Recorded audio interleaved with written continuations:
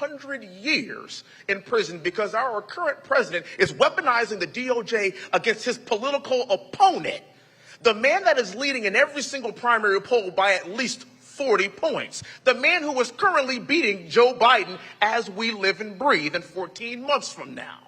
So that's why they're doing this. And I can't blame them. I can't blame them because, I mean, Joe Biden has the worst approval rating of any president in modern history.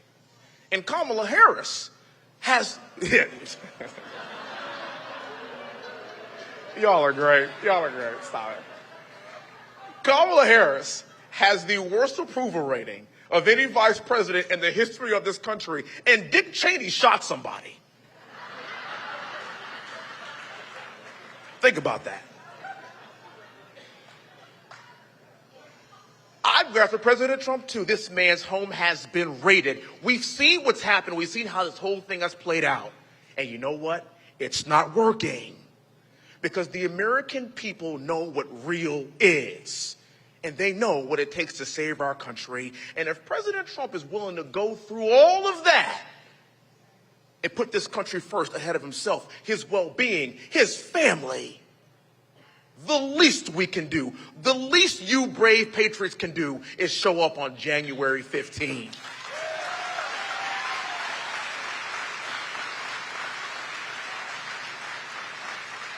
And I mean that. Come rain, sleet, or snow, we need every single person here. A few months ago, President Trump called me up and he said, you know what, Wesley, what's very interesting is this.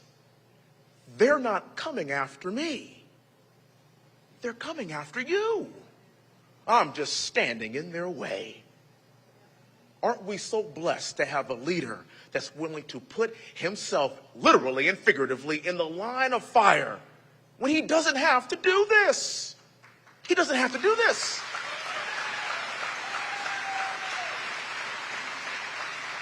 Oh, but that man has children, and he has grandchildren, and he knows that America is the greatest country in the world. This is the best thing going, and we must defend it tooth and nail with every generation, or else we are doomed to lose it. Please, on January 15th, 7 o'clock, we need every last person in here to show up. Iowa is ground zero for our democratic process, and we have got to show the world this is not just Trump country here in Iowa. America is Trump country.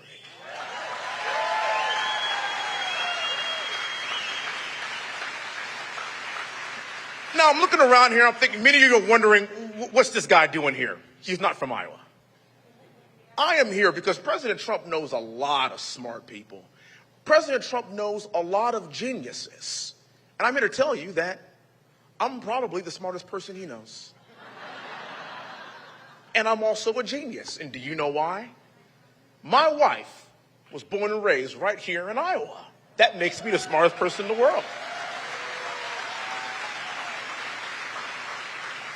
I'm a genius because my wife was born and raised right here in Caucus, Iowa.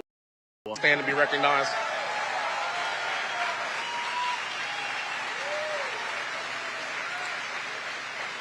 Shelley, Chet, my in-laws, please stand to be recognized.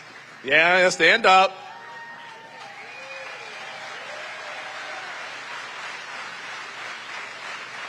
And that's my little boy, Willie.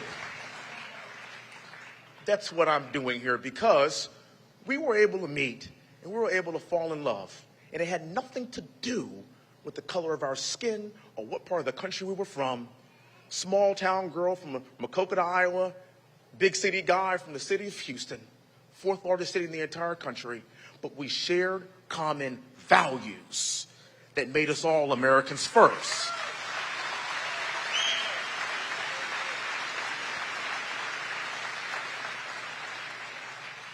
When I look at a crowd like this, I don't see black, white, Asian, Hispanic. I don't see any of that. I just see freedom-loving Americans.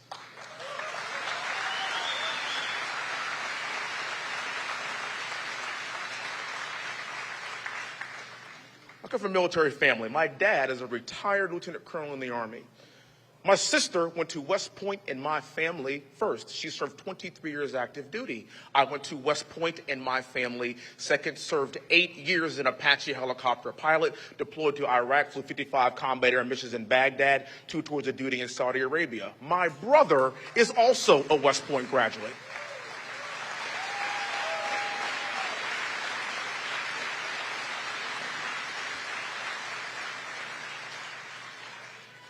There's 60 years worth of military service just in my immediate family. And if you are a Vietnam veteran, you're here right now, please stand and be recognized. Vietnam veterans. Any of you here? Thank you, sir. Thank you, sir. Thank you, sir. Thank you. God bless you. Thank you. The reason why I'm calling on the Vietnam veterans is because when they returned home to this country, they weren't treated very well. They were being spat on by our fellow Americans. When I came home to a hero's welcome. That's why I always recognize the Vietnam guys. Thank you for your service and your sacrifice, for you paved the way for men like me. God bless you and thank you.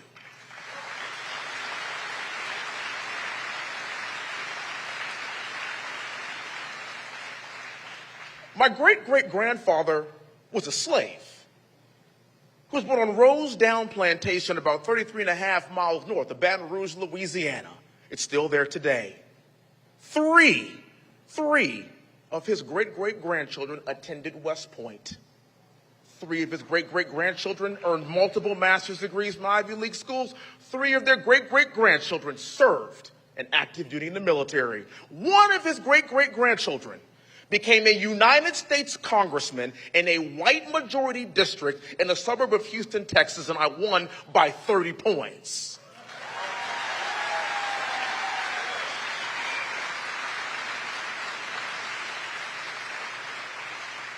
I tell you that story because that's the progress of this country.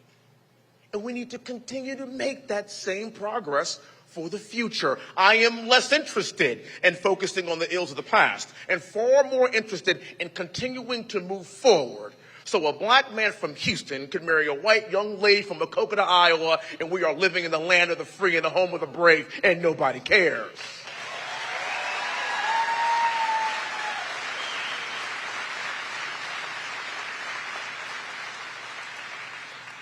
We're not there yet. God has blessed us.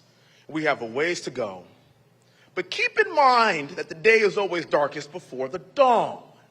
Let's keep in mind this country has been in worse shape before. Let's keep in mind that this is a country that ripped itself apart because of civil war, and yet here we stand. This is a country that became back-to-back World War champions and rid the world of fascism. You're welcome, world. In World War I and World War II, yet here we stand. This is a country that went through Vietnam. This is a country that survived 9/11 when 3,000 lives were evaporated instantly because of terror in this country. And if we can survive all of that, then with President Trump, we can survive Joe Biden.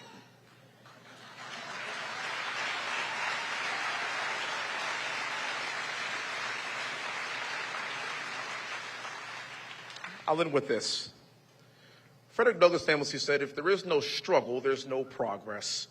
Those who profess freedom yet depreciate agitation are men who want crops without plowing up the ground. They want rain without thunder and lightning. They want the ocean without the awful roar of its many waters.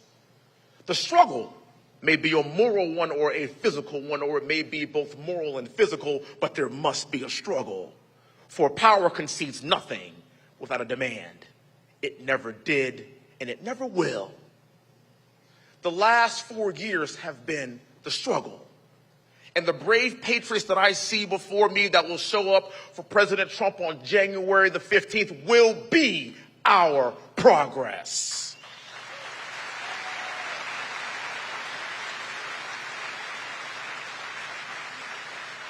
It truly is an honor to be in what I call my second home, the great state of Iowa. And it is truly an honor to stand here representing President Trump. But most importantly, it's an honor to know that the people that have shed blood for our country, it was not in vain. And the American spirit fire is still alive and well. And that's why President Trump was our 45th president, and he will be our 47th president of the greatest country in the world. Thank you. God bless you.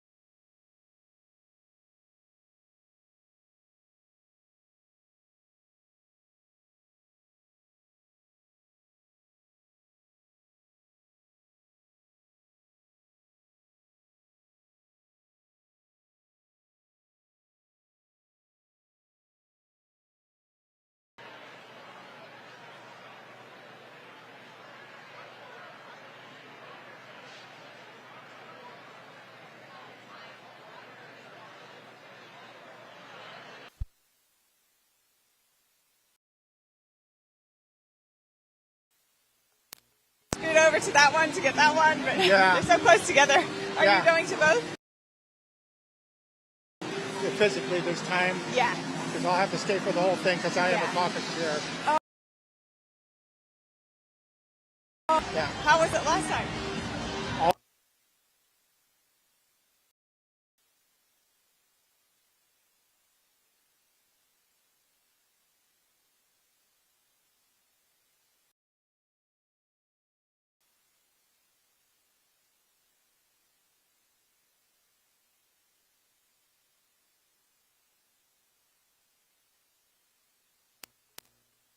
Stand. Gotcha. For the, yeah. Gotcha. What's your name? Steph.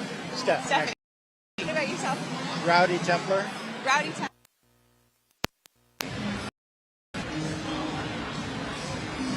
Hi, Rowdy. Lovely to meet you here. Thank you.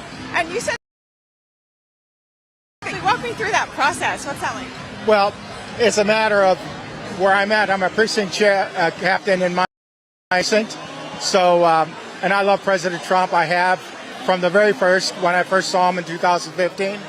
I like what he, a businessman who's looking to America work better for everybody.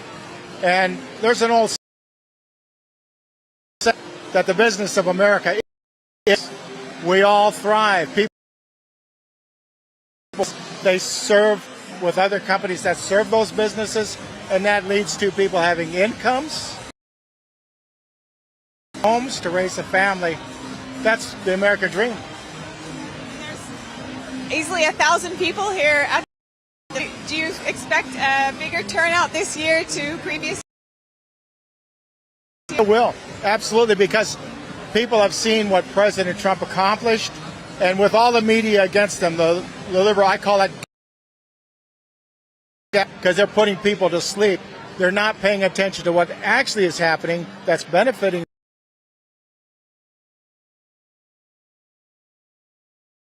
of President Trump to accomplish of the media, but was able to get. And so, what's this process of the caucus? How does that work? Okay, so a caucus is a meeting of, people within a definite area, rural and town, and so there'll be a little bit of business on how, and what you get is a colored ballot, and then you write the name and that you want. So people will speak on behalf of their candidate. Everybody will get a chance to speak for their candidate that's supporting one. The vote. The votes will be counted right in front of everyone, and there'll be 3 people checking probably. And so that way that night, we'll know who won in Iowa. It'll be Sure of that. About it. He's far ahead of the polls. Other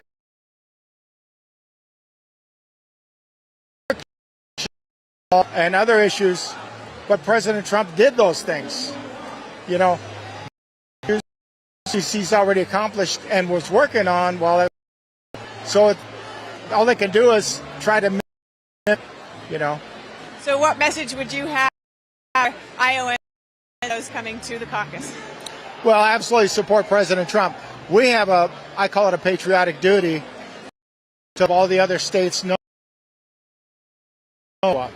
because they're not going to have that retail we get to meet and others. And so, and a message out of Iowa, the 1, 2, 3 candidates that pay attention. Iowa's paying attention to them. These are the candidates we want, that we chose, and then from there, it'll whittle down the numbers quite a bit. And that's the process. Iowa doesn't necessarily pick the winner, but the winner's always one of those Iowa picks. So what do you expect President Trump to speak about? For instance, I'm sure he's going to address the need for us to really be supportive, to really send that message. And then also some of the key issues. And some of those key issues have to do with our rights. He's being attacked. He's being charged for doing what? Speaking. We have a right of free speech in America. That's constitutional. That's the First Amendment. And if we don't have that right, and if it's not being enforced, and in fact the government is implementing tactics to take away those rights, we no longer have those rights. Iowa is fairly leaning towards Trump. It always has been, right? Oh, yeah. Nationwide. Trump is way ahead nationwide. I feel bad for Ron DeSantis, but he just ran and won as governor. He should have been on Florida, and any free time, if he would have been out campaigning for President Trump, it would have put him in good stead for 2028. Because President Trump's going to win in 2024, and I'm not saying that as a bias. It's quite obvious. He won, except for the fraudulent elections, because that changed and went for Biden. They had stopped counting ballots, and they introduced fraudulent ballots. You know, and you can talk around that all you want, but when there's cheating, we, the people of Iowa, for instance, were deprived of our vote. We voted for Trump. Other states would have gone for Trump, didn't, and we get Biden, and look at the mess we're in this country. So you're saying you expect Trump to win the primary. What do you expect, if he has to face off, say, with Biden? Oh, if President Trump faces Biden, it's a slam dunk. Biden can't stand up and scratch his own head. You know, he can't. He has no ability to communicate, walk on his feet. He has no core beliefs. Basically, it's shown in the last few years that the Democrats want to destroy this country. It's like they hate America. They hate the fact that the people are supposed to be in charge. The Constitution puts that way. Our legislature is us. They represent us. And they're not only to do our bidding, but to stay within the confines of the Constitution. And as you said, the country is almost like a business, or it could be run like a business. So well, what has to happen is the government needs to do the least it can do so businesses can thrive.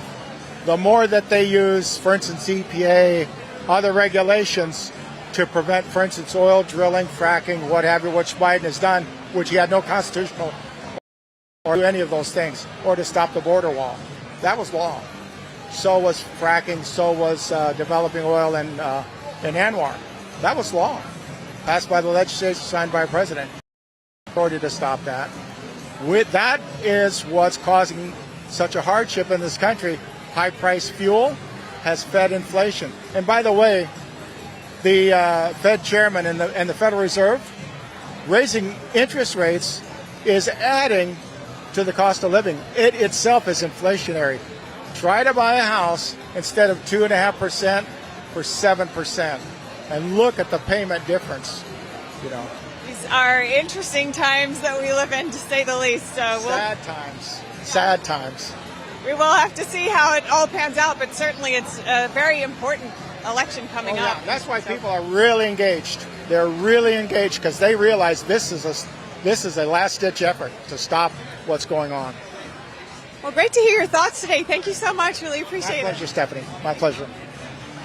Just see you.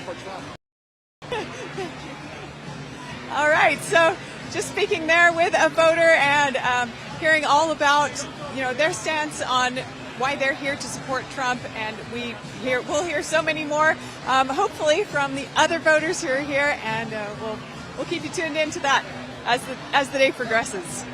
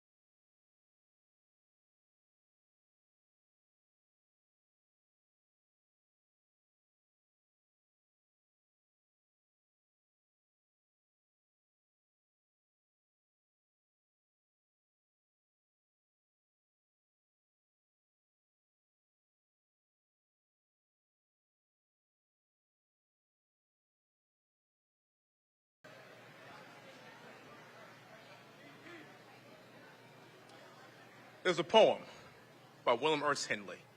It's called Invictus. It goes, out of the night that covers me, black as the pit, from pole to pole, I thank whatever gods may be for my unconquerable soul.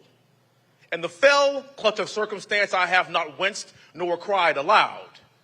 Under the bludgeonings of chance, my head is bloodied but unbowed. Beyond this place of wrath and tears looms but the horrors of the shade, but yet the menace of the years finds and shall find me unafraid. It matters not how straight the gate, nor how charged with punishments the scroll. I am the master of my fate. I am the captain of our soul. President Trump is the master of his fate. He is the captain of his soul, and he will save the soul of this nation.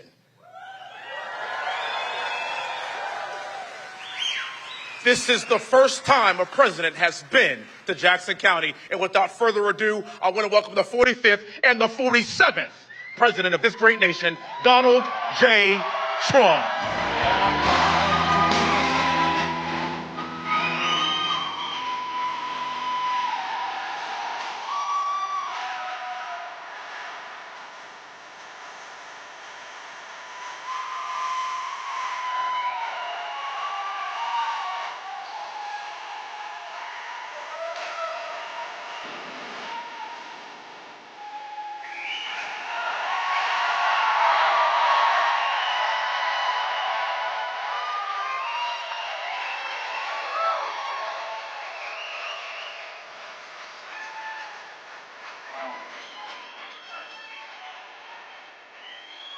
Let's listen to that song.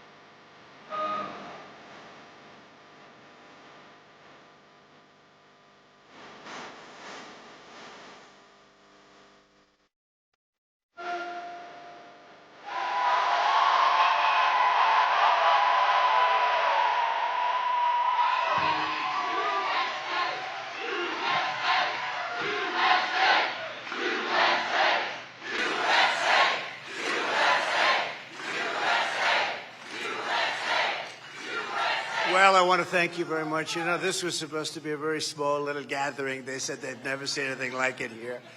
It's they actually talk like this is a small part, and a lot of people don't show up, but boy, they showed up today. We broke every record. And this is really friends. We're doing a big speech later, but this is an intimate gathering. This was supposed to be a very intimate. This is a little bit intimate, but it is intimate. But this is a gathering of people that have been so supportive, and we're going to get out there and we're going to get out that vote, that caucus vote, which is very important. And, you know, last time I was leading, I was beating everybody, but they didn't do the caucus thing too well. And I learned a lot. We went to New Hampshire. We knocked them dead. We did very well here. We came in second. It was my only second. I don't like second, though. Then we won the race against the Democrats. That's a big one, right? We won the race. But we won it against beautiful Hillary. See, I call her beautiful now. Because we used the word crooked for somebody else. You know who that is, right? that's a very accurate description. But we ended up winning, but I learned so much during the process. This is the first race, and I'll never forget my first race ever in politics, because I wasn't a politician. I like to think of myself not as a politician now. But I came into Iowa, and I came in second out of 18, right? So we had 18. I came in second. They said, Trump suffers a major defeat. That was the beginning with the fake news. Trump suffered. I came in second, and normally people would be thrilled to come in at that position. And honestly, they didn't have a good group, and now we have a group like we've never had before. It's going to be amazing. It's going to be amazing. So I remember my daughter Ivanka. She was in Des Moines, a big area, and she was in Des Moines by herself. She was waiting, and she was waiting for these people to come in, because you have to have a big staff, and they come in and you talk about how wonderful Trump is and all this. But Ivanka calls me, Daddy, they don't have anybody here. The company that did the job, they weren't so hot. They don't have anybody here, Daddy, but I'll take it. But we did, pretty well. Then we went on to win the state against Hillary, and we won the state the second time, and we won it big. In fact, the second time in the overall election, we got millions and millions of more votes than we did in the first election. We were told, all of us were told, that if you got the same number of votes, 63 million, as we got in 16, that the election would be over. But we got like 12 million. A lot. We don't even know, because nobody knows, because nobody understands what the hell happened with that election. But we're not letting it happen again, that I can tell you. We're not going to let that happen again. Millions more votes. It was very interesting. I had a meeting with one of the big papers, New York Times, actually.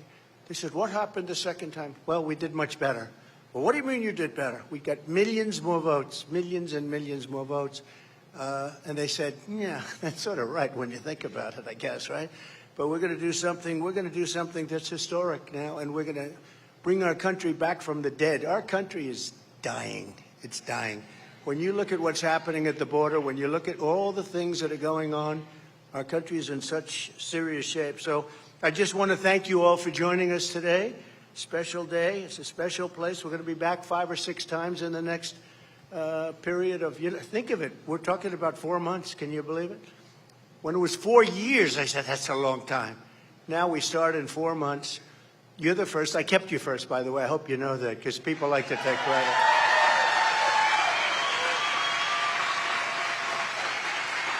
People like to take credit. There's only one person that can take credit. I kept you first. And as you know, the Democrats didn't do that. But we'll worry about that later. We want to get through the caucus. We want to get through it right away, and we want to win it by numbers bigger than we won it even the last time, if that's possible.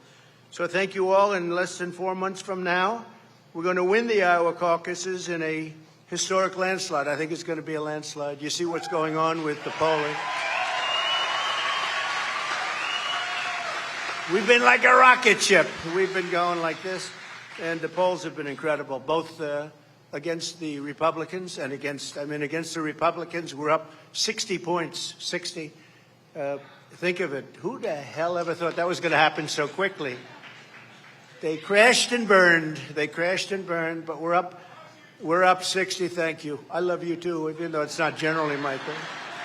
It's not generally my thing when a guy screams out, I love you. But that's okay. We love you all. But in the polls, we're up massive numbers. We'll talk about them in a couple of minutes. And we may take a few questions from people, too, if you want. I always say that. If I don't want to really take questions, I say at the very end, and now we'll take questions. Everybody's like, oh, I don't have time. When you say it at the beginning, people are thinking the whole damn speech, and they're thinking. But we're going to take a few questions. I think you can handle it. They have some mics around here, so we'll handle it. And do you think Joe Biden does that? Well, from a group of people. We'll take some questions. I did Meet the Press this weekend. They got fantastic ratings. I call it Meet the Fake Press. And they had fantastic rating. And it was one question after another, after another, after another, and went through this whole hour. And Kristen Welker, and she was, nice, although kept interrupting me because she wasn't loving some of the answers I was giving, But you loved the answers I was giving. But the beautiful thing They said, I sat down for an hour, and then I did a Megyn Kelly one, and she had, boy, she became nastier all of a sudden. She was pretty nasty, didn't you think? Anybody that watched it?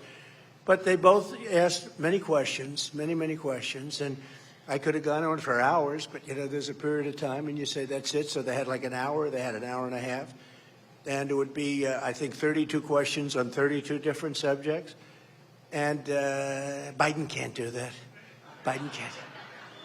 Maybe one question where he goes, okay, I'll take a question from, wait,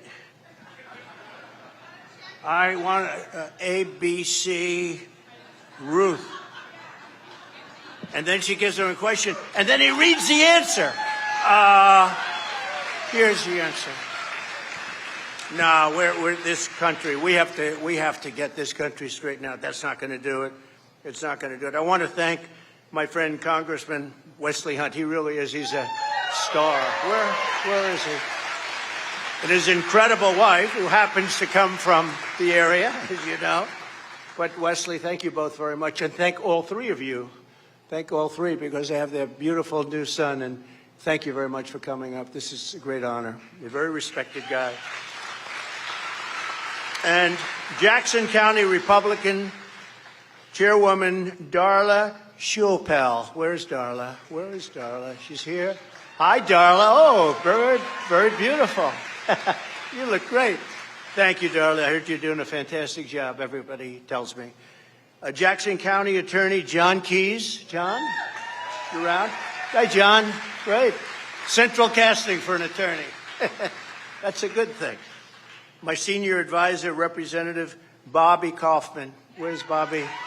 Bobby is doing... Hi, Bobby. Oh, you gave yourself the worst seat in the House. Look, he's over by the wall. He knows how to take care of the customer, right, Bobby? Say hello to your father. His father's fantastic, too. State Representative Steve Bradley is here. Steve, thank you very much, Steve. Thank you very much, Steve.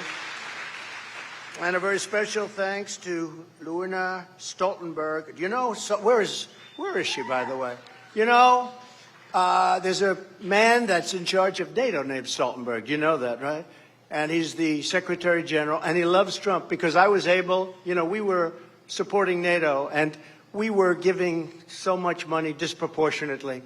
And they're representing, they're over there, we're over here. It's much more important for them. And I got them hundreds of billions of dollars in pay-up money because they were not paid. They were NATO countries. They were not paid. We were protecting all of these European countries. And for years and years, they weren't paying, or they were paying not a good amount of money. But the name was Stoltenberg, same name as yours. You are so fantastic. She said, I pray for you every day. I write a letter to you every single day. Have you gotten them? I'm saying, yeah, sure. No. But she said, I pray and I do this. And I said, you are incredible. And she just gave me her endorsement, and she's highly respected here. So I want to thank you very much. And that Stoltenberg is very good, too, I have to tell you. He's the Secretary General, and he's been great. He said, President Trump came in here, and he left, and he got we just got hundreds and hundreds of millions of dollars in back. I call it delinquent, like in the real estate business, right? We call it delinquent. They were delinquent. Almost every country. 7 weren't. It's a total of 28. But most of them were. Some were totally delinquent. They didn't pay for a long time. And he said, he left, and he got the money pouring in by the billions. And we ended up getting hundreds of billions of dollars from these countries, so we didn't have to pay. And we didn't have to pay disproportionately. And the money they have now is the money that I raised them. He said, Bush would come in and Obama would come in. They'd all come in. They'd make a speech. They'd leave, and that would be the end of it. They wouldn't say, I came in the first time, saw that this was wrong, came in the second time about 6 months later. I said, you got to pay up. He said, nobody ever said that. So it was good. So I appreciate very much, and thank you, darling. We appreciate it very much. There are those that say this is the greatest political movement of all time. I think it is, MAGA. When Biden criticizes MAGA, I say, no, it means make America great again. What's to criticize? How do you criticize MAGA? It's they go, oh, those MAGA people, those MAGA people. Anybody that says that doesn't love our country. It's called Make America Great Again. But this is the greatest movement of all time. You know? Yeah. You know, over the years, and I was not in politics, while I was on the other side, like writing checks for everybody that I liked that was running, but I wasn't in per se. But I'd watch very carefully because I found it fascinating. And over the years, you'd watch these people that sometimes they'd win like an election, come in second, come in third, fourth, and they'd be famous if they came in second, third, fourth in a primary. And they would go along a lifetime, I mean, literally a lifetime, and they'd become, you know, successful people, and they'd be very respected politically. And we came in first in, last time in virtually in every state, we came in first within the Republican Party, and then we did phenomenally in the election. But 2016, we won almost all of them also against professionals. You know, we had 18 people. There were senators, for the most part, senators and governors. They weren't stupid people. And we came in, and this was a movement that nobody's ever seen before. You know, when that happens, if you almost win a state, you become, so Pat Buchanan's an example in New Hampshire. He came in, he did well, he did very well, and he's a terrific guy in many ways, right? We all sort of know him. And he did really well. I think he came in second, and, you know, he had a wonderful political career. We came in first in almost every state, think of it, as a group. First, and we won. And then we won the election against beautiful Hillary. Beautiful Hillary, beautiful woman. So it's pretty amazing. So it's the greatest movement of all time, and in this country, and I think probably largely beyond this country. But if we win this time, this will be at a level that's never been done, much bigger than had we done it the traditional way, which we did do, but we just didn't get credit for it. But we did do it. We'll win it 3 times. I mean, that's the way I look at it. We'll win it 3 times.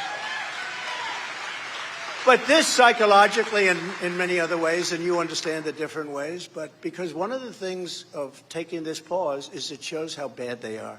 It shows how bad their policies are. You look at the border, you look at all of the things that are so horrible that are happening, and it shows how bad they are. And we'll be able to do things and get things fixed in this country that probably you couldn't have really done politically or otherwise if you did it the traditional way. So it'll be something really spectacular. It's going to be, I think it's going to be amazing. And I will tell you, so we've run twice. I've never seen the spirit that we have this time.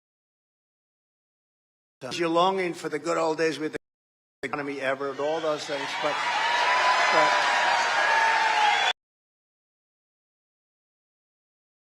at $1.87. How about that? No, we had the great. Remember, I told you I made great deals. I don't even talk about China because of COVID, but I made one of the greatest deals ever with USMCA. But maybe the best was China, $50 billion. And you had to stay with me. The farmers, I'm talking about, mostly in this case, less the manufacturers. They were there anyway, but they were the most loyal people.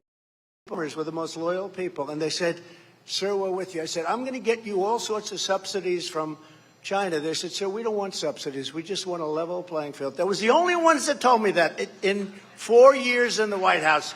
If I said, "I'm going to get you subsidies," because everybody would say, "Oh, give me the subsidies." I'll never forget, I had 36 farmers. They represented farmers from all over the country, a lot from Iowa. We were in the Oval Office in this gorgeous room, so beautiful, represented so many great things. Less so lately. There's not too many great things happening for our country lately. But they represented, and I said that to them. I said, I will work it so that you guys are going to be taking. He raised his hand and said, "So we don't want subsidy. We don't want a handout. We want a level playing field, and nobody can beat us." And I said, what an unbelievable thing to say. It's the only time anybody said that, and that was the whole farm group. They all agreed with it. They didn't want anything. They just wanted fairness, because they were not treated fairly. It was horrible to them, including with NAFTA, the worst trade deal ever made. And it was really horrible. And I then made USMCA, that's Mexico and Canada, and you know how good that is. They want to renegotiate the deal now. That's always a good sign. But we took it from the worst deal to the best deal. And NAFTA was probably the worst trade deal ever made.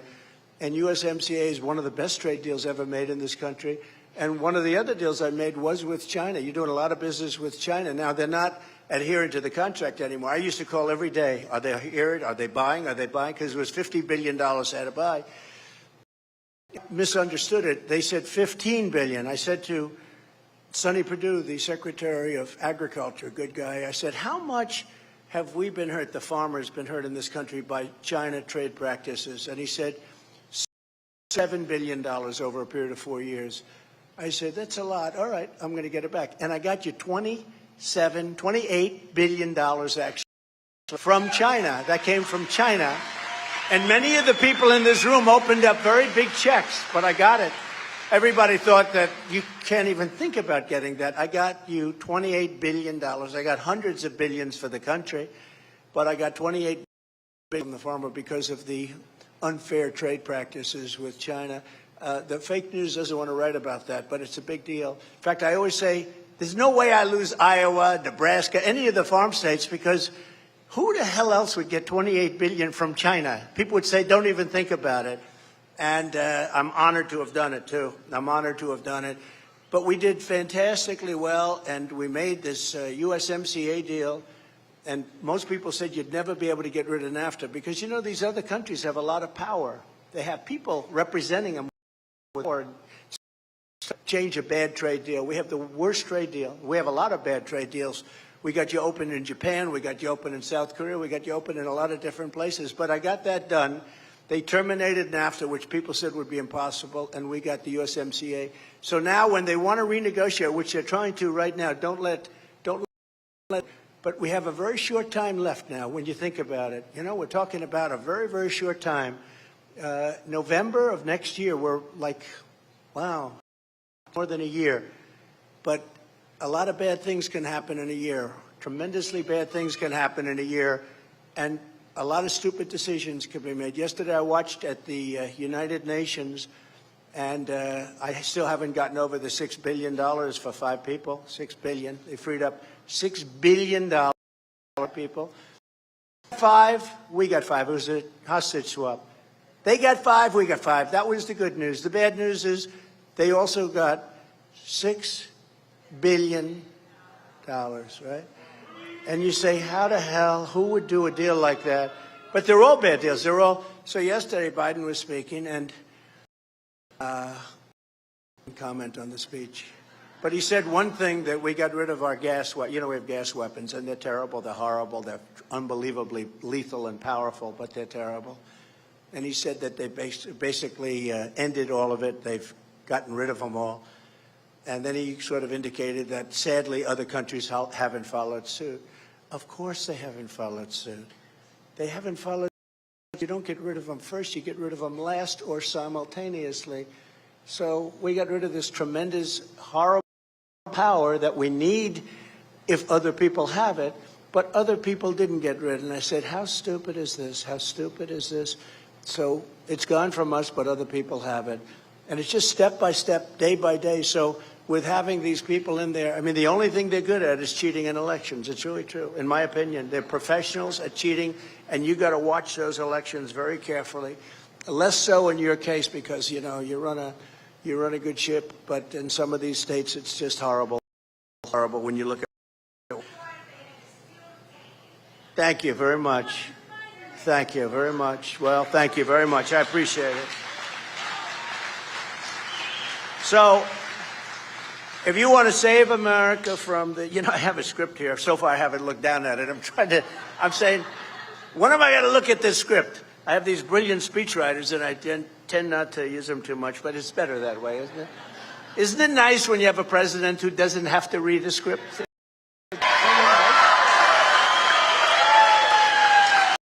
Want to save them from Crooked Joe and the then get out and be patriots, and you're all patriots. Make sure that they're registered Republicans. Get out. You have to register Republicans. Get them out. Get your friends out. And 7 p.m. on Monday, January 15th. That's when it all begins, January 15th. On a Monday. It's a good, beautiful day. And you got to get them out 7 o'clock in the evening. That's when it starts. And it's a beautiful In fact, I think I'll come up for it. Should I come up? Yeah, I'll come up. I'll get them out with you. I think I'll come up. I think I will. So I'll tell my geniuses over there we'll come up.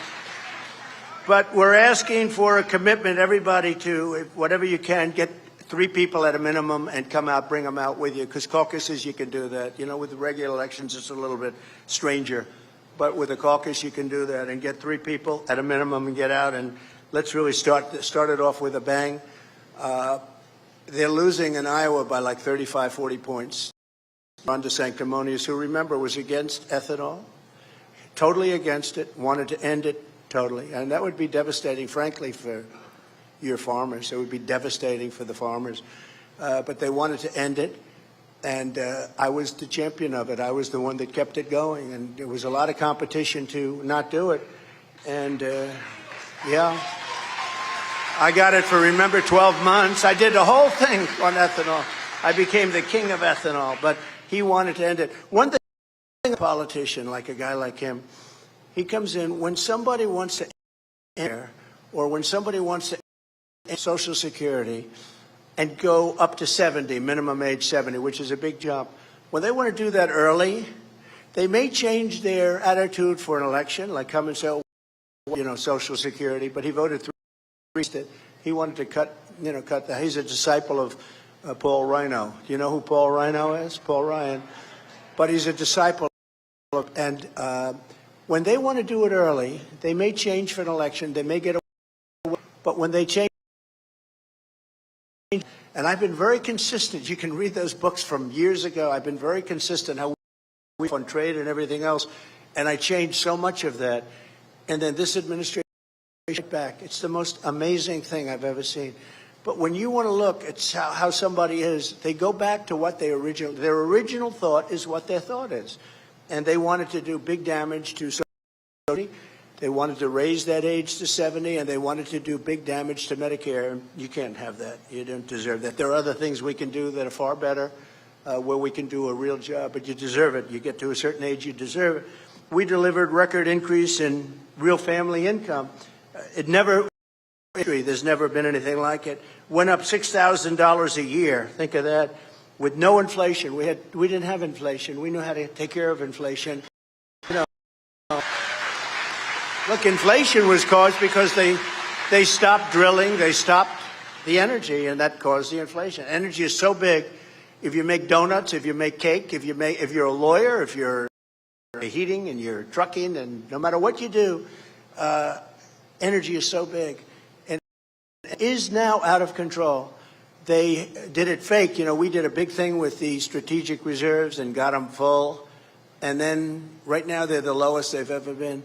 They've emptied millions and millions of barrels of an election passed where they could keep the numbers very high, but at least they weren't at $5 and $6. So just today, gasoline hit $5 again, and it's going to probably go up. It'll go up. There's no reason. Yeah, it is true. Drill, baby, drill. I gave that answer in CNN. What would you do? Well, start off with drill, baby, drill, and the place went crazy. And it was the CNN audience. No, but they don't want to pay either, so it's crazy. But we had it down to numbers. Actually, we had to raise it up a little bit because the oil companies, they were all going to go out of business. They never produced so much. They did a great job. And, you know, they did a great job for themselves, to be honest. But it was, we had it down below $2. And for a little while, we had it down to $1.50. But that's where we had to say, got to go up a little bit. But now it's hitting $5 again. And we're not going to let it happen, because that is what caused inflation. And inflation is called a country buster. When you have inflation, you can go back 200 years. Look at Germany, look at countries, what they went through with inflation. They were destroyed. I mean, literally, they were destroyed. They had to start all over again. And we've had the biggest inflation we've had in 52 years, so that's a lot of years, and it's been a lot of suffering. I see bacon is up 6 times. Bacon. Who would think, right? So people aren't ordering bacon. Then they say, oh, it came down a little bit. Yeah, they're not ordering it, which is not good for you either, by the way. But they're not ordering it. But so many food products now are going up and through the roof. So we're going to stop it. And I just want to tell you that it's an honor to have been able to control inflation. And it wasn't that because so much of it has to do with the energy sector, and we were going to be energy. We were actually energy independent. Nobody possible. We're energy independent. Just think of that. We didn't need, for the first time ever, we didn't need anybody's energy. We didn't have to guard. Didn't have to do anything. We had all. You know, we have more liquid gold under our feet than any other nation. Think of it, and just think of how. So under our leadership, we built almost 500 miles of wall. You know, they like to say, oh, it was really 58 miles. No, no. You know what they do? They take, this is how vicious they are. And you see the wall. You see miles as far as the eye can see. We built almost, and I had to do it because we have Mitch McConnell working with the Democrats all the time, you know, which is a horror show. Horror show. So the military, I said, you know, this is the vision of our country out of the military. And it was action for the military. And the military agreed with it. But what they did is, I mean, because they always try. They're misinformation, disinformation, almost the same thing, by the way, close. Anybody want to give me a definition of the difference? Because it's close enough we won't waste our time. But what happens is if there was a 2x4, 50 years old, laying there rotted, where there used to be a little wall, a little barricade or something, they'd say, oh, well, he didn't build a wall there. That was a renovation, even though we'd throw that junk out.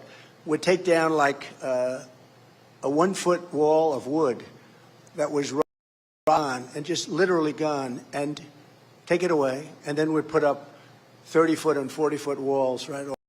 All steel, everything that, those walls, that's not what I wanted. I wanted to have concrete plank. But the Border Patrol are fantastic people, and ICE. These are fantastic people. They don't get enough credit. And they say, sir, you have to see through it. You have to see who's on the other side. So that went of plank, you know, like from a parking garage. You can do 60 feet, 50 feet plank. But you just try and keep the graffiti off, right? Because the graffiti begins. I hate to see it. But that's what I wanted to do. But we had meetings with them, and we actually had mountain coming in and climbing different things, and they were able to get a plank easy, and they had a much harder time doing this. But they also needed, they wanted outside, they wanted concrete, grade concrete, and rebars inside the concrete. So you have 3 different substances for cutting. It's very hard to cut, very, very hard. So I did what they wanted, and then they wanted, you know, the plate. Do you ever notice the plate on top? I wanted to leave it off. I don't like it visually. But that's called an anti-climb plate. It makes it much harder to climb the wall. And some of these people, gotta say, they are athletes. They climb a wall like and they have 200 pounds of drugs on their back. They're going up like, it's the craziest thing I've ever seen. We had people show us things that I would say are pretty impressive. But that's an anti-climb bar, they call it. A very important element to stop people from climbing over the wall. 100 miles of it, and then we're all getting prepared. We had it all bought, and the 200 miles because we needed more. We did what we said we were going to do, but then we couldn't do more, and we had it all bought, and we had the election was ended and rigged, by the way, and we didn't take over. And what they did, and this is the first time I realized they were serious because I thought they were playing games. I realized they didn't want to build security. They wanted to have an open border so that people can come in from other prisons, from prisons all over the world, from mental institutions and insane asylums all over the world. People coming in from all over the world, not just the 4 or 5 countries that we think of our neighbors as neighbors. We have people all over the world. We had the safest border in the history of our country. Now we have the worst border, I believe, in the history of the world. I don't believe there's any third world country that has a border like we have.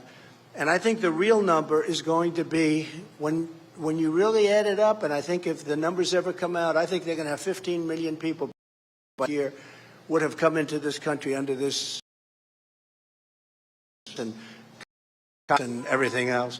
So I think it's a terrible. But when we get in, we'll be. But we have Tom Homan, we have all the greatest people. We have such great people. You know, if Biden went to the beach, you know, he goes to the beach all the time, right? Do you ever notice? Somebody's working him. He's got these consultants, and I think they think he looks good in a bathing suit. And he doesn't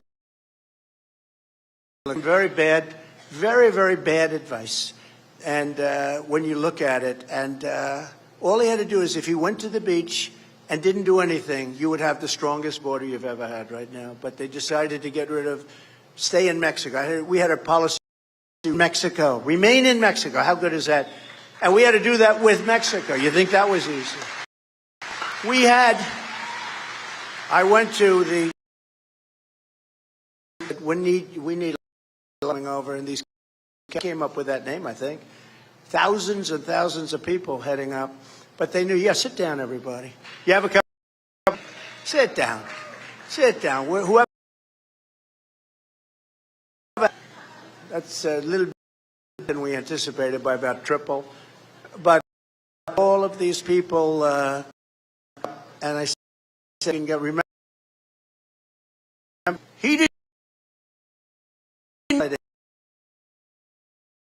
to pay for 28 soldiers free of building the wall. That was more money than paying for the wall. They were there for a long time, and they didn't. They're not politically correct soldiers either. These are soldiers that, and they stopped it. And anyway, so that was sort of interesting. The State Department, a woman that works at the State Department, a good woman. She's worked really covering Mexico, I think, for 20, 25 years. And I told her, I said, we're going to have to get Mexico to give us soldiers. Well, they won't do it. I said, yeah, they'll do it, and they're going to be free, too. Sir, they won't do that. And then I said, so remain in Mexico. I want the soldiers. We want catch and release ended. It's catch and release, but we release them in Mexico, not here. You know, catch and release is called, we catch them, we find out they're criminals, and then we release them into our country. We say, come back in about 5 years for the trial, okay? Nobody ever comes back. No smart one comes back. A couple of them came back, but not too smart. But nobody ever comes back. So we had to get rid of that. But we had to go to Mexico. And I said to the top representative right under the president, and the president, I like him a lot. He's a socialist, but I like him a lot. I can't have everything, right? And I said, we want 28,000 soldiers along our border because you're sending a lot of people over, and we want your soldiers to protect us, and we're not going to pay anything. And he laughed at me. No, we're not going to do that, sir. Oh, sir. I mean, what a stupid request. How you would not? And I said, you're going to do it. I mean, 100%. Well, what do you mean 100%? I said, no, 100% you're going to do it. No, we will not do that, sir. What's next? I said, next is remain in Mexico. People can't come into our country. They have to remain in Tijuana. They have to remain in. You have to see hundreds of thousands of people were backed up. Not in our country. They were remaining in Mexico. All of a sudden, Mexico got stronger on their borders, okay, because they didn't want this, because it was remain in Mexico. And he said, no, we can't do that. We couldn't do anything. And I said, here's the story. On Monday morning at 7 o'clock, we're going to charge you a 25% tariff on any car. You know, they took 32% of our car industry over the years, not during my years, by the way, but they took 32% of our car industry.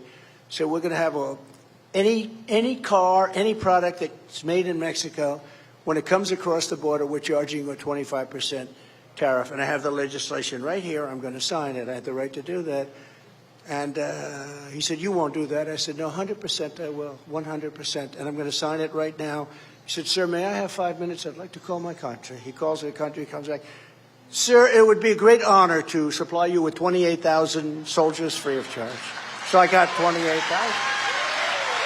28,000 soldiers. You know, 28, it's pretty good, right? Another little quick story. Should I tell you one other quick story? Yes? I mean, we're all having a good time. What the hell? I'm late for, as they say, the big venue. This is a big venue to me. This is a beautiful venue. This is our people.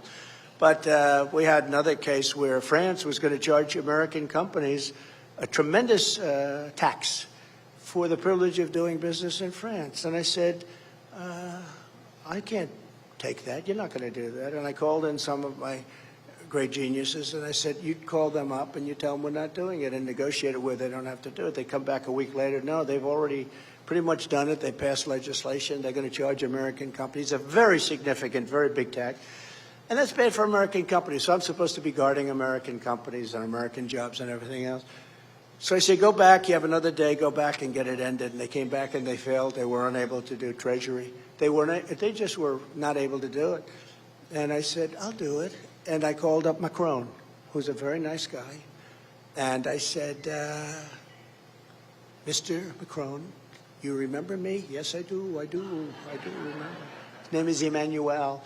I called up, I said, Emmanuel, listen, you're going to be charging our company significant money to do business in France. Is that correct? Yes, that is correct. It has taken a long time for us to work. Oh, that's fine. I think it's wonderful. So here's the story. If you go into this, and if this thing takes effect on Monday, we're going to have something that's of equal effect. Every bottle of wine and champagne that you send into this country, we're going to put a tariff on for 100%. And he said to me, you cannot do that. That would be terrible. I said, no, what you're doing is terrible. So you can call me back within 5 minutes, but I've already signed it.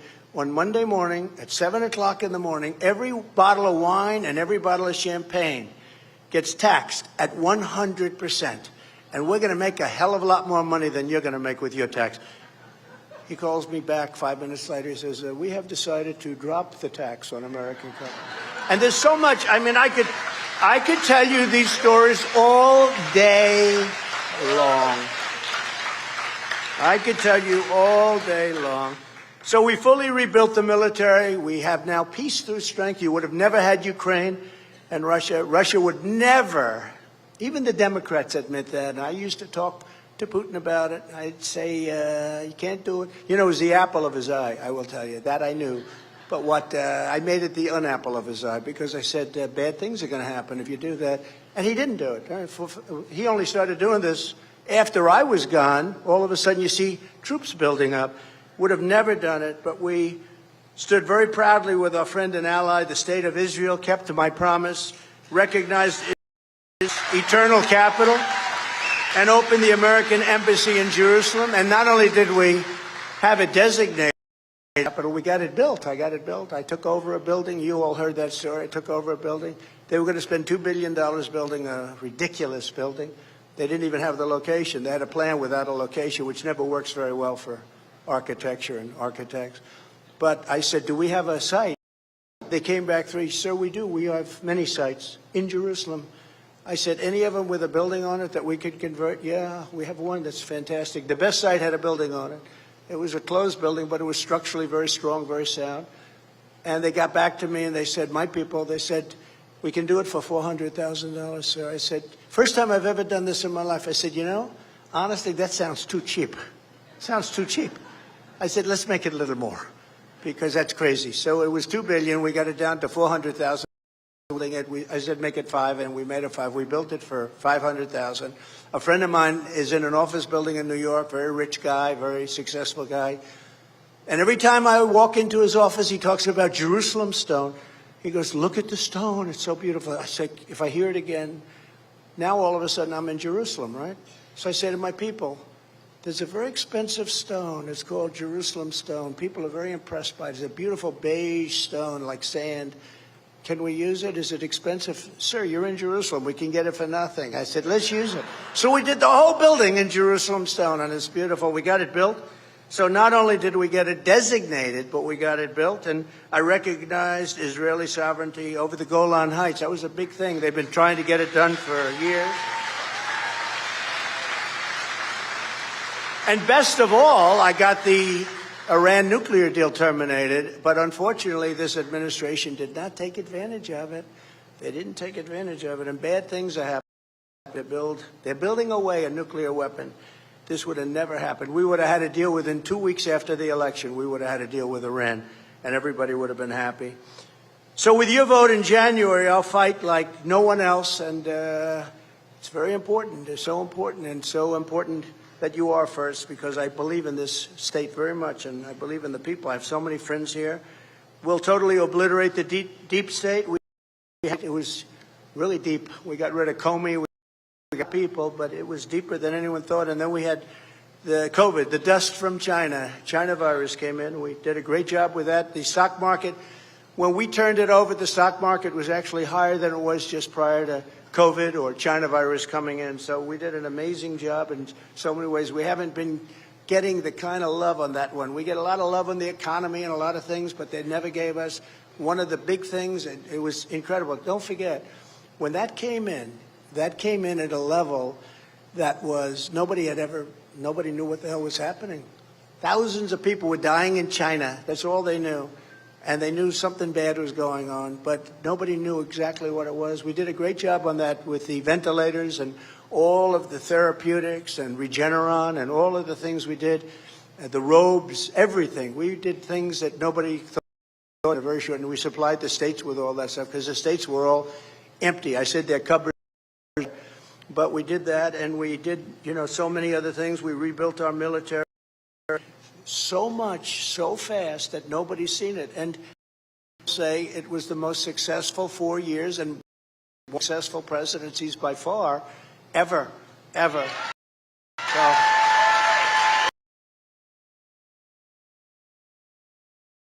and one other thing for you, I'll tell you, I will ban the critical race theory and far left ideology from our school. And you've been hearing me say this. We'll keep men in sports if that, because how ridiculous is that, right?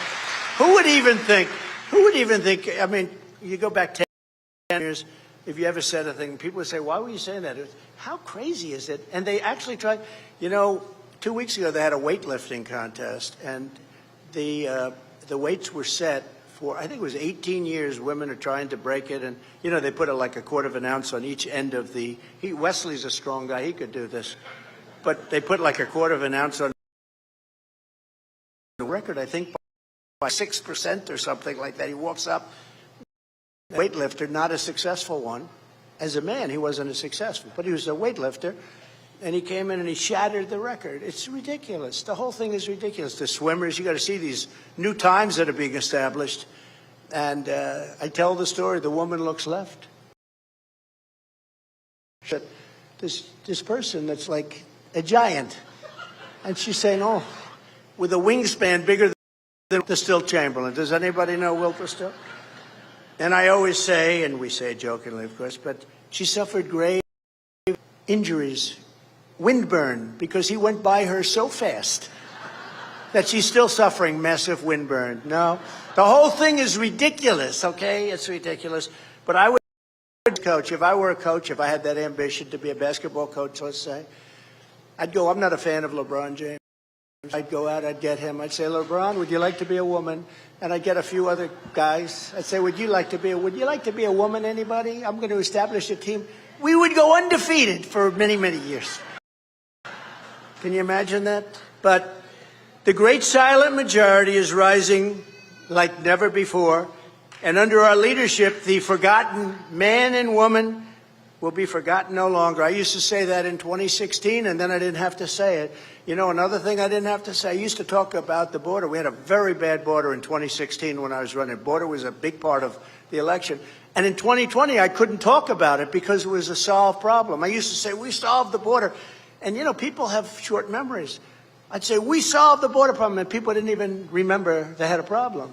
So I couldn't even talk about it. But in 2016, the biggest thing, I thought it all the time, build the wall, all the things that I did, that I ended up doing, and we solved the border problem. So in 2020, I didn't have that.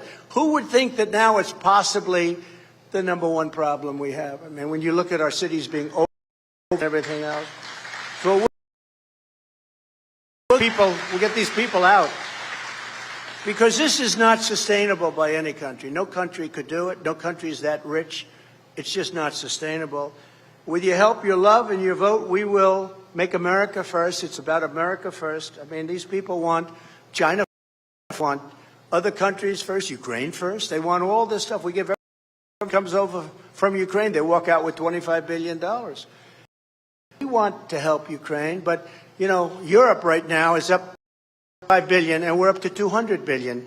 Now, one thing we all know is that it affects Europe a hell of a lot more than it affects us. So why are they not going with equalization? So they have to eat them of us if you add it all up. You add all the it's got about the same economy as we have. So they have a lot of money, Europe, but they don't pay the money because people, so. But remember, none of this can happen. None of what we're talking about. Our country's so good. We're going to make it better than it was before. And we've learned, and I've learned. I also know everybody now in Washington. When I got there, the rhinos are recommending people, all this. We know so many people that I know the good ones. I know the smart. I know more people. I know the tough ones, the great ones. I know the people. I know the rhinos. I got to know the rhinos. I got to know a lot of rhinos. You know what that is, right? Republican in name only. That's true. But we got plenty of them, but there are fewer than there were. But you got to show up on Monday, January 15th. Defeating crooked Joe Biden is imperative because this. I don't know if it can take another. I want to know the truth. Okay, you know, we still have a year. I don't know that it takes another year, but we have no choice in that. So go to Donald J. Trump, ia.jtrump.com, and sign up to help us organize what I will call the Victory for the Ages. This is going to be this is going to be bigger. You know, I used to talk about 2016, that 2016 is the biggest election of our lifetime, and I meant it 100%. Say it in 20. We had a great thing going. We had a problem with COVID, but we had a great thing going. We had strong borders, nobody coming into it, very few people. Drugs were down to an all-time low. People coming in were down to an all-time low, and only getting better. If they left it alone, it would have been a beautiful thing, but they didn't do that. But we are going to make this country stronger and better and more beautiful than ever before.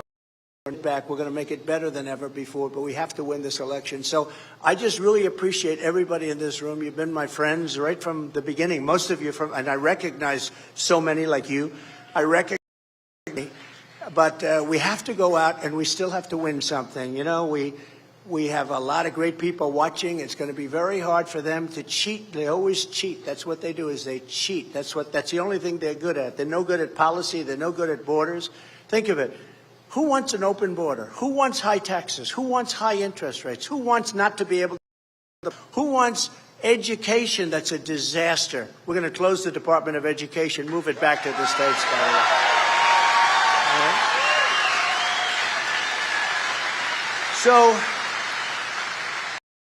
So I really appreciate you being here, and you are a group of people, and we just wanted to make this stop, but you're the people that are going to really make it work.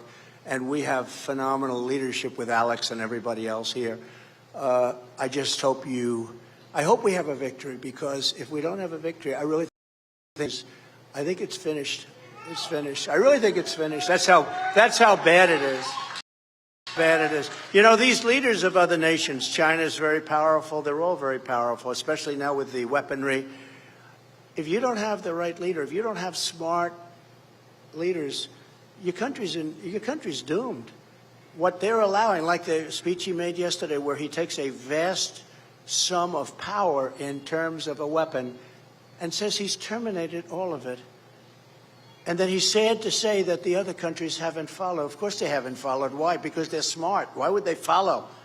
They want something for it. They want to do something. They want to get you to do it. You do it together, or you do it where they do it first.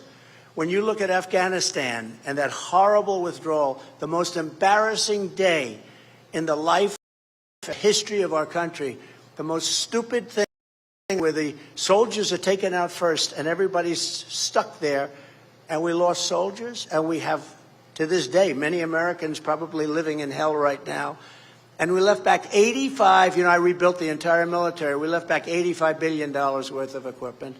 I believe it was the most embarrassing day. Do you know that Afghanistan's one of the biggest arms dealers in the world right now? They're selling the stuff that we left for them. 70,000 trucks, 700,000 guns and rifles, 700,000. How we ever had so many in the first place is so crazy.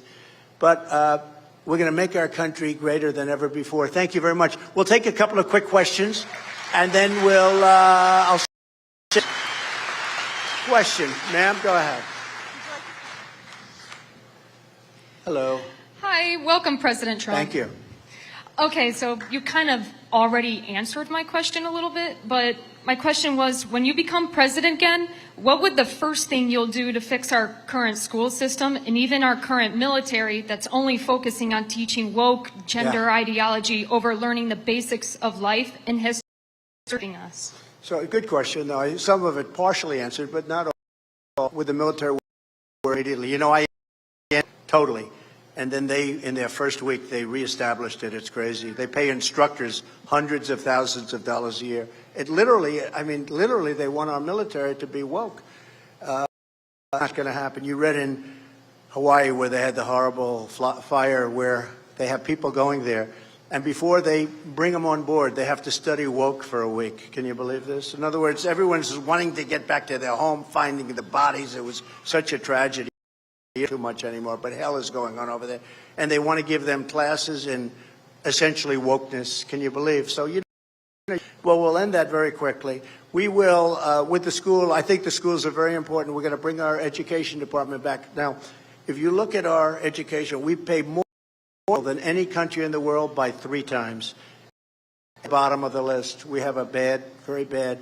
If a place like Iowa, as an example, if you could run your own and we give you just a percentage of the money, because yearly the money that they waste in Washington, number one, you love your students, you want your students, you know your students, the parents will be involved. That's the other thing, we're going to let the parents, because some of these school boards have become tyrannical. They've been horrible.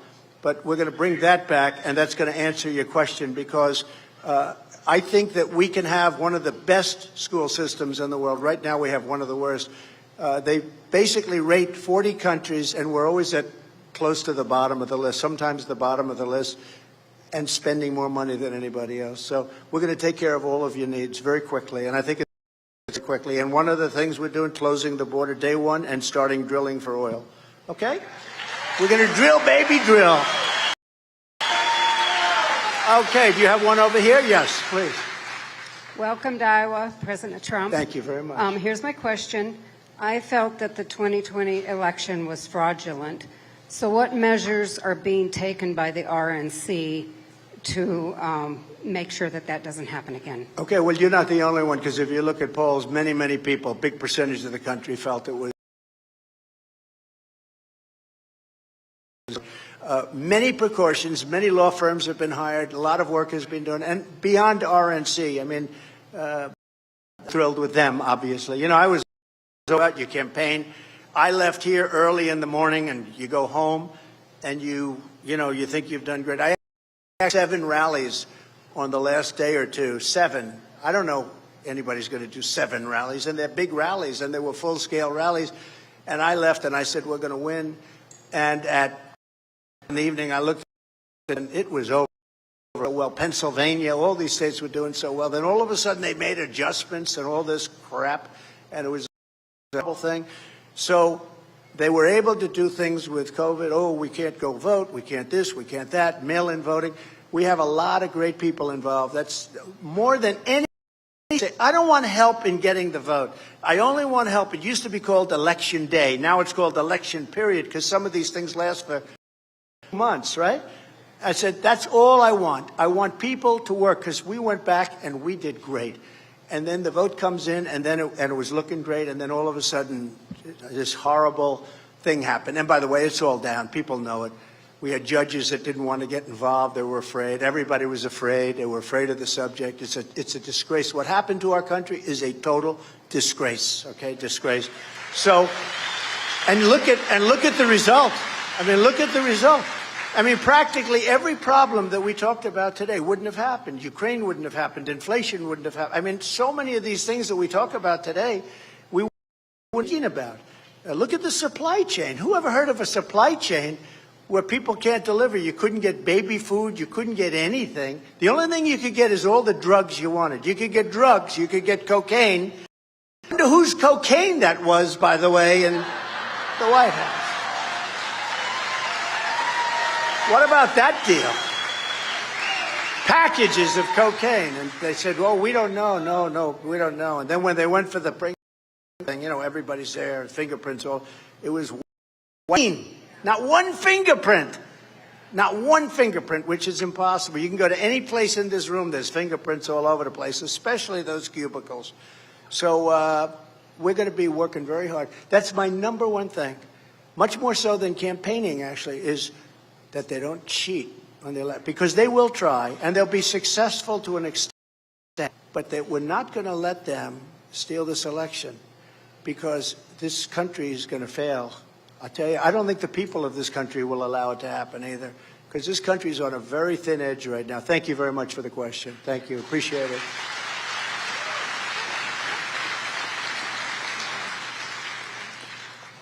I want to thank you, President, for all that you've done. And a question I want to ask you is, I'm telling you, no man can endure what you have endured. Do you realize that God is behind you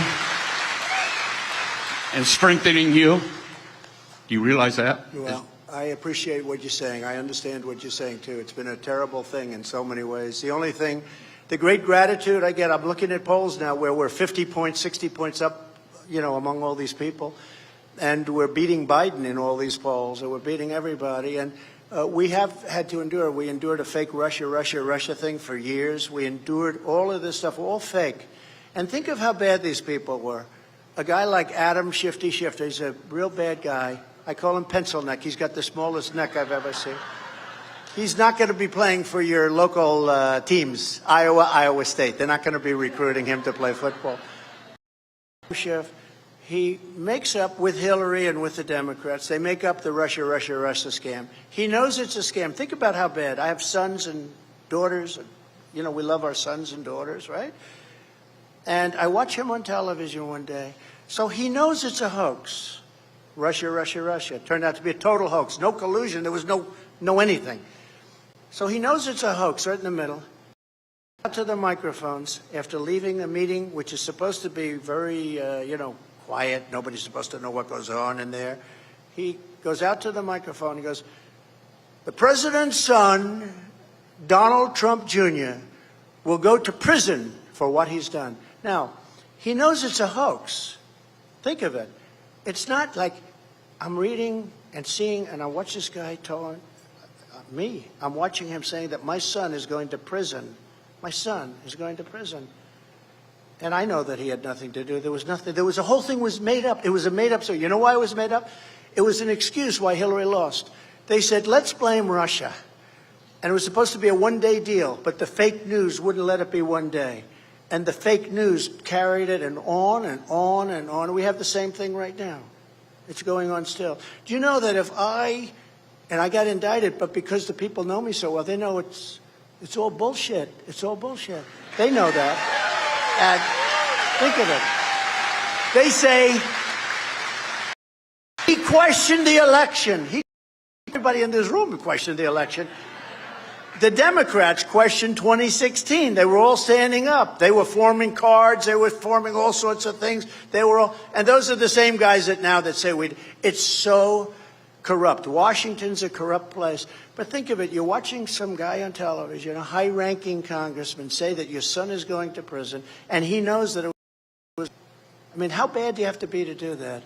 And then it gets, no collusion after 2.5 years. And then 2 weeks go by, and I had a little piece.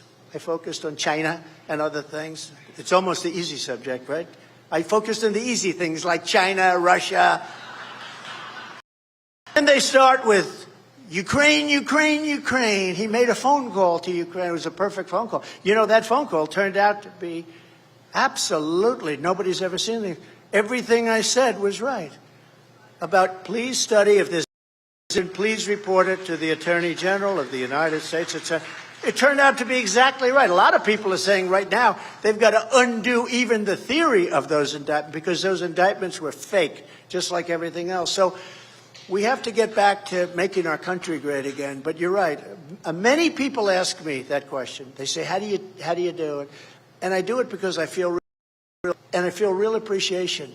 And I do it because it's more important than anything else I could do. I could be living a very nice life in the most beautiful places all over the world. And here I am in Iowa, and I'd rather be here. I'd rather be here. Thank you very much. Very nice. Appreciate it.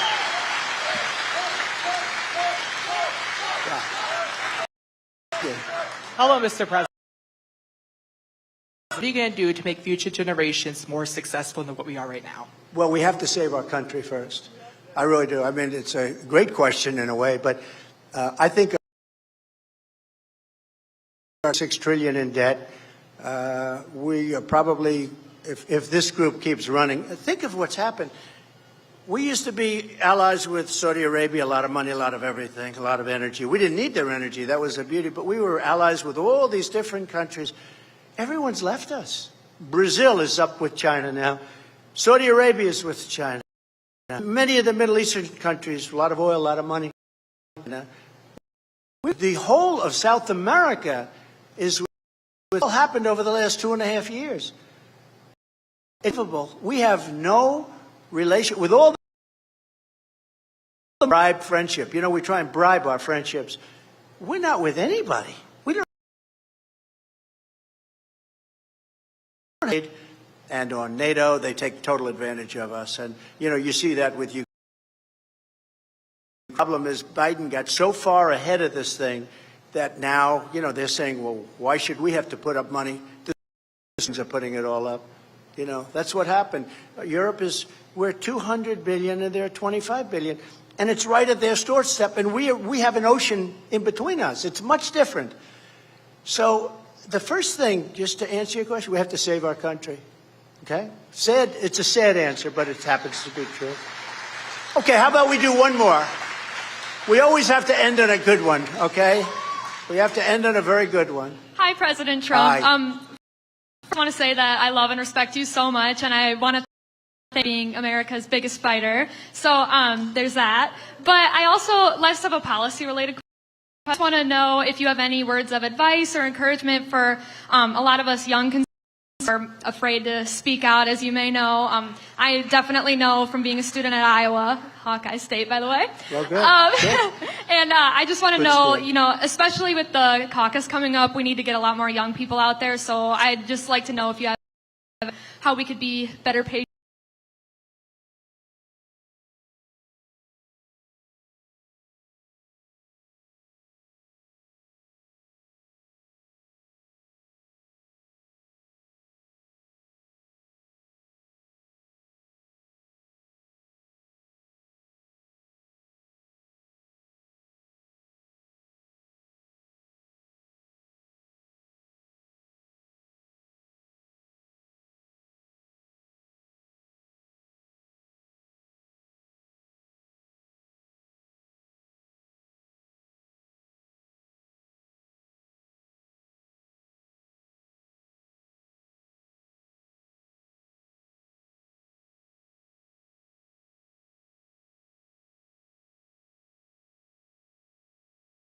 We want low taxes. We want good education. We want to buy houses. You know, nobody can anymore because you were high. I was jawboning that guy. Get him down. You better get him down. Fire the head of the Federal Reserve, but he's fired. And, you know, you take a look at interest rates, what's happening right now. Just stay just the way you are. You shouldn't change at all. And just go out there. And people respect you, and they respect you more of you, okay? To a great school. Thank you all very much. So remember that. Get out and caucus and have a good time. Thank you, everybody. Thank you.